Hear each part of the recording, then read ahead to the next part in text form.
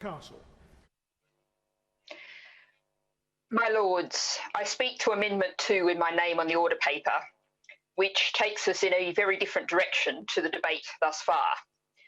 Amendment 2 is a modest little snippet of text. Leave out clause 1. If you go back to the bill, you'll find that covers, quote, repeal of the main retained EU law relating to freedom of free movement, etc.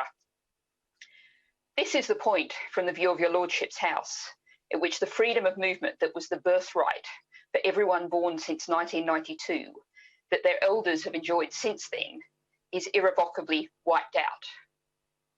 We have an expectation, as problematic as that sometimes is, that society is advancing, improving, yet here we are after 28 years taking a massive step backwards. I credit the noble lady Baroness Mackintosh of Pickering, who in committee noted how much she personally had benefited from freedom of movement. Many other lords will have similarly benefited, and others have noted it in the House during the debate. As I speak now, I think particularly of the 18-year-olds who are having such a torrid time at university, at college, or at seeking a job, who've endured all of the chaos of A-level and GCSE results, who now face losing an escape route, a safety valve, but above all, an opportunity to roam a continent without restraint, free to study, to work, to live, to love, without thought of visa or restriction. That's a loss that I think should not be allowed to slip quietly into the political darkness. Now, much of the focus of the debate around freedom of movement and about this bill has been on the fate of some 4 million EU citizens in the UK, and we'll be debating on, and I hope adding some positive changes to the bill for them later. And there's also a rightful focus on the Britons who face now being unable to live in their own country with their European spousal partner and children. That's something I also hope your Lordship's House will be doing something about. But now I focus on the Britons affected.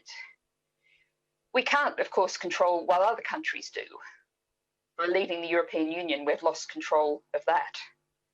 But we know that in Europe, there's a very strong tradition of reciprocity. Britons will largely be treated in European states as we treat their citizens here. That's something to think about right through this bill's discussions. Now, rich people and those with connections will not, of course, be anything more than perhaps a little bit discommoded. Have enough cash and you can buy a passport from several European countries. Have a high level of earnings or savings, and a visa won't be a barrier. Losing freedom of movement is a massive setback for equality. Over the recent long, weary years of campaigning, I've met many Britons who weren't rich, who hadn't started out with the advantages that many in your Lordship's House have enjoyed. But they were able to establish a new life on the continent, with the choice of more than a score of countries before them. All they needed was a sense of adventure, sometimes desperation, a few pounds for a cheap coach fare, and they set out. They are some of the 1.2 million Britons who live in the rest of Europe, who will be profoundly affected by the decisions we are making today.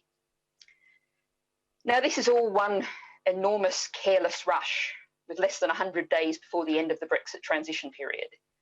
In the committee debate, the noble lady Baroness Hamway noted that the bill removes all rights, powers, liabilities, obligations, restrictions, remedies and procedures which derive from EU law.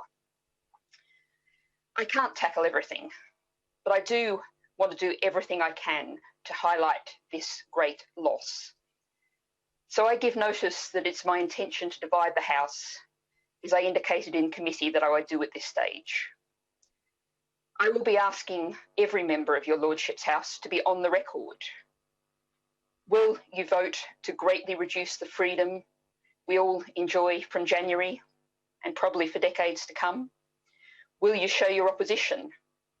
Or will you remain off the record in the face of this massive loss? Thank you, my Lords.